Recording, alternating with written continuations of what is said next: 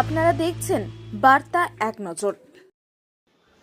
হুগলি সাংগঠনিক জেলা বিজেপি সভাপতি হিসেবে পুনরায় নির্বাচিত হলেন গৌতম চট্টোপাধ্যায়। হুগলি সাংগঠনিক জেলা বিজেপি সভাপতি হিসেবে দ্বিতীয়বারের জন্য দায়িত্ব গ্রহণ করলেন গৌতম চট্টোপাধ্যায়। আজ রাজ্যে BJP state training officer Deepak বর্মনের লিখিত নির্দেশ অনুযায়ী সাংগঠনিক প্রক্রিয়ার মাধ্যমে তাকে পুনরায় সভাপতি পদে নিযুক্ত করা হয়। উল্লেখ্য, গৌতম চট্টোপাধ্যায় এর আগে 2019 সালের ডিসেম্বর থেকে 2021 সালের 25শে ডিসেম্বর পর্যন্ত একই পদে দায়িত্ব পালন করেছেন। এরপর তুষার মজুমদার সভাপতি হিসেবে নির্বাচিত হন এবং 2021 সালের 25শে ডিসেম্বর থেকে 14ই মার্চ 2025 পর্যন্ত 3 বছর 3 মাস দায়িত্ব পালন করেন। এবার তার স্থলাভিষিক্ত হয়ে আবারও হুগলি সাংগঠনিক জেলার নেতৃত্বে এলেন গৌতম চট্টোপাধ্যায়। এই প্রসঙ্গে তুষার মজুমদার বলেন, গৌতম বাবু পুনর্নিয়োগ আমাদের সকলের জন্য আনন্দের বিষয়। আমি নিজেও সাংগঠনিক প্রক্রিয়ার মাধ্যমে তাকে নির্বাচিত করার মত প্রকাশ করেছি। অতীতে তার নেতৃত্বে দলে কাজ করেছি এবং ভবিষ্যতেও একইভাবে একই সঙ্গে কাজ করব। হুগলি থেকে রাজেশ কুমারের রিপোর্ট, বার্তা এক নজর। হ্যাঁ দাদা, একটা খবর শোনা যাচ্ছে যে হুগলি জেলা সাংগঠনিক বিজেপির তরফ থেকে কি বলবেন, যে একটা খবর আসছে। দেখুন, একটা টার্ম আমার পূর্ণ হয়েছে, আমার 3 বছরের টার্ম পূর্ণ হয়েছে। এবার সাংগঠনিক রীতিনীতি অনুযায়ী যেটা চলে সেইভাবেই প্রোটোকল অনুযায়ী সেটাই হয়েছে। নির্বাচন প্রক্রিয়া চলেছে, সেক্ষেত্রে আমি দাদাকে নিজে ভোট দিয়েছি যে আমার অভিভাবক হিসেবে তিনি যেন আবার পুনরায় দায়িত্বে আসে। আর ওনারই জিএস ছিলাম আমি, আর সেইভাবে আমি সাধারণ সম্পাদক হিসাবে যেভাবে আমি পালন করেছি, দাদার কাছে সবসময় আমি স্নেহের ছিলাম। আর সেই হিসাবে আমি দাদাকে ভোটদান দিতে পেরে, ভোট করতে পেরে আমি নিজেকে গর্ববোধ করেছি যে আবার পুনরায় ওনাকে আমি সেই মঞ্চে বসাতে পেরেছি। আর ওনার সঙ্গে আমি কাজ করবো, সেইভাবেই কাজ করবো। আগে যেমন কাজ করেছি এখন সেই একইভাবে কাজ চলবে, দাদার সঙ্গে সবসময় থাকবো। আপনি কবে নির্বাচিত হয়ে কতদিন ছিলেন এখানে হুগলি সাংগঠনিকের দায়িত্ব? আমার 3 বছর কমপ্লিট হয়েছে। কে হলো এবারে নতুন সভাপতি? এবার আমার সম্মানীয় যিনি আমার সভাপতি ছিল আগে, তিনি আবার পুনরায় সভাপতি হয়েছেন, মাননীয় গৌতম চ্যাটার্জি মহাশয়। আর সেই জায়গায় দাদাকে আসন দিয়েছি এবং আমি তার পাশে আছি। রাজ্য থেকে কি নিষেধ, মানে আপনাদের এসছে বার্তা এটা? রাজ্য থেকে এখন বার্তা কি আসবে, যেটা আমাদের সূচনা দিয়েছেন এবং তার লিস্টও পেয়েছেন আপনারা নিশ্চয়ই, সেই লিস্টে আছে। দাদা পুনরায় আবার নির্বাচিত হয়েছে, তার জন্য আমরা মোটামুটি যারা আমার টিম আছে, যারা সব টিমই গর্বিত এবং খুশি সবাই যে আমরা একটা সেই মানুষকেই পেয়েছি যে মানুষটা আগেও ভালোভাবে চালিয়েছে, এবারও ভালোভাবে সৎভাবে চালাবে, নিঃশ্বাস সহিত চালাবে। আর সেটাই আমরা পেয়েছি। কবে থেকে নতুন সভাপতি হিসেবে দায়িত্বভার গ্রহণ করবেন উনি? দায়িত্বভার আমি এক্ষুনি দিয়ে দিয়েছি। মানে আজ থেকে? কবে থেকে আমরা পার্টিতে আমরা এরকমই আছি। এতক্ষণে আমরা দুজনে মিলে প্রোগ্রাম করে এলাম, এই মাত্র আমরা সিঙ্গুর ফিঙ্গুর এদিক দিয়ে প্রোগ্রাম করে এলাম। যেদিন থেকে দাদার নাম ঘোষণা হয়েছে সেদিন থেকেই পাশে আছি, এখনো থাকবো এবং বর্তমান ভবিষ্যৎ সব দিন থাকবো। তারপর আবার 26শে বিধানসভার আগে পুনরায় সভাপতি নির্বাচিত হলেন, কি বলবেন? পার্টি আজকে যে দায়িত্ব দিয়েছে বা আমার উপর আবার পার্টি যে আস্থা রেখেছে তার জন্য এই পার্টির কাছে কৃতজ্ঞ। এবং পার্টি আমায় যে গুরু দায়িত্ব দিয়েছে, আমি মনে করি আমার সমস্ত কর্মী ভাই বোনেরা যারা আমার আছে, আমি প্রত্যেকের সহযোগিতা নিয়ে, প্রত্যেকের ভালোবাসা নিয়ে আমাদের 26-এর যে নির্বাচন, সেই নির্বাচনে হুগলি লোকসভার যে 7টা বিধানসভা, এই 7টা বিধানসভা জেতাই এখন আমাদের একমাত্র লক্ষ্য। এবং আমরা আশা রাখি যে এই কাজে আমরা সফল হব এবং 7টা সিট আমরা জিততে পারবো। দেখা যাচ্ছে যে হুগলি লোকসভার অন্তর্গত 7টা বিধানসভা ছিল, 21-এ কোনো কাজই করতে পারেনি, কিন্তু 26-এ দল ডাক দিয়েছে বিধানসভা দখল করতেই হবে, কি বলবেন, কতটা আশাবাদী?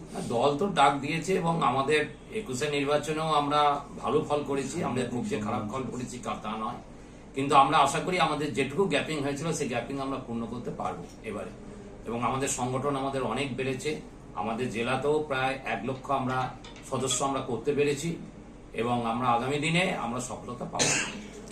আপনাদের হাতে ছিল হুগলি সাংগঠনিকে, আপনাদের সাংসদ ছিল, সেই সিটটাকেও হারাতে হয়েছিল। যেকোনো সাংসদ যে সিটটা আমাদের হেরেছে সেটা আমাদের কর্মীরা যথেষ্টই কাজ করেছে, কিন্তু মানুষের কাছে হয়তো আমরা সেই মতো হয়তো পৌঁছতে পারিনি, সেটা আমরা মনে করি। সুতরাং যেটুকু আমাদের গ্যাপিং আছে সেটুকু গ্যাপিং আমরা এর মধ্যে পূরণ করতে পারবো এবং সংগঠন আমরা সেই জায়গায় নিয়ে যেতে পারবো। আগেও সভাপতির দায়িত্বে আপনি ছিলেন, আবারও সভাপতির দায়িত্বে আসলেন, এই মাঝখানে যেটুকু টাইম ছিলেন না, তাতে কি মনে হচ্ছে কোন জায়গাটায় গ্যাপিং হয়ে গেছে? দেখুন, যেটুকু সময় আমি ছিলাম না সেটুকুই আমারই জেনারেল সেক্রেটারি ছিল আমার ভাই তুষার মজুমদার, সে সংগঠন করেছে এবং আমরা আজকে অনেক বুথও আমরা আজকে কভার করতে পেরেছি যে বুথে আমাদের সংগঠন ছিল না। আমাদের প্রত্যেক মণ্ডলে আজ আমাদের কর্মীর সংখ্যা অনেক। আমরা আজকে যদি আমরা হিসেব করি আমাদের প্রায় অ্যাক্টিভ সদস্য হয়েছে প্রায় 1000-এর মতো অ্যাক্টিভ সদস্য হয়েছে এবং 1200 অ্যাক্টিভ সদস্য হয়েছে। সুতরাং আমাদের সদস্য সংখ্যাও আগের চেয়ে অনেক বেড়েছে, কর্মীর সংখ্যাও অনেক বেড়েছে। সুতরাং আমরা সবাই আবার ছাপিয়ে পড়ব এবং আমরা নির্বাচনে জয়লাভ করব, এটাই এখন আমাদের একমাত্র পাখির চোখ হিসেবে আমরা লড়ব। নতুন সভাপতি হওয়ার পর কর্মীদের উদ্দেশ্যে কি বার্তা?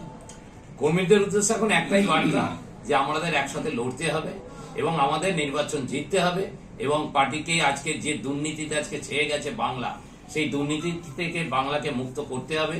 আমাদের মা বোনেদের ইজ্জত রক্ষা করতে হবে।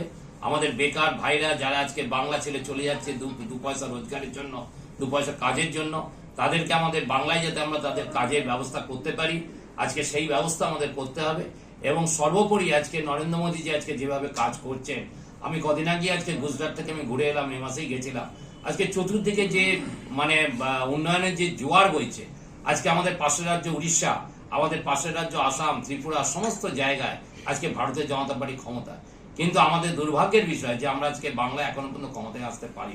সেই জন্য আমাদের 26-এর একমাত্র লক্ষ্য যে আমাদের সমস্ত কর্মীরা যারা আছেন প্রত্যেকের একমাত্রই লক্ষ্য হবে আমাদের ভারতীয় জনতা পার্টিকে বাংলায় ক্ষমতায় আনা এবং বাংলাকে রক্ষা করা এবং দুর্নীতিমুক্ত প্রশাসন বাংলাকে উপহার দেওয়া, মানুষের জন্য উপকার করা। নতুন সাংগঠনিকের কি প্রথম কাজ হবে?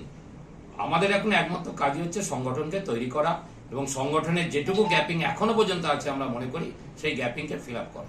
সেটা কোন গ্যাপিংটা কি মনে করছে? গ্যাপিং মানে এখনো আমাদের কিছু আমাদের হয়তো বুথ হয়তো আমরা করে উঠতে পারিনি, সেইগুলো আমরা মেক আপ করবো এবং আমরা আরো সদস্য সংখ্যা আমরা বৃদ্ধি করব। 1 লাখ আমার পূর্বসরী আমাদের ভাই তুষার করেছে, আমরা চেষ্টা করব সেটাকে আরো বৃদ্ধি করার। এগুলোই আমাদের এখন একমাত্র সংগঠনের দিকে আমরা লক্ষ্য রাখবো। গত লোকসভা নির্বাচনে দেখা গেছিল যে 3টে বিধানসভাতে বিজেপি এগিয়েছিল আর 4টেতে পরাজয় বিশাল পরিমাণে ছিল। সেটা কি মনে করছেন আগামী বিধানসভা নির্বাচনে? দেখুন, গত নির্বাচনে যে ভোট হয়েছে সেই ভোটে ম্যাক্সিমাম জায়গায় অনেক রকম অত্যাচার হয়েছে। আমাদের যারা কর্মীরা আছে তাদেরকে ঠিকমতো ভোট দিতে দেওয়া হয়নি এবং তাদের ভোট গণনা কেন্দ্রে ঢুকতে দেওয়া হয়নি। অনেক রকম ঘটনা ঘটেছে। তা সেগুলো আশা করি আমরা এগুলো রুখতে পারবো এবারে এবং আমরা সেই জায়গাটা আমরা করতে পারবো।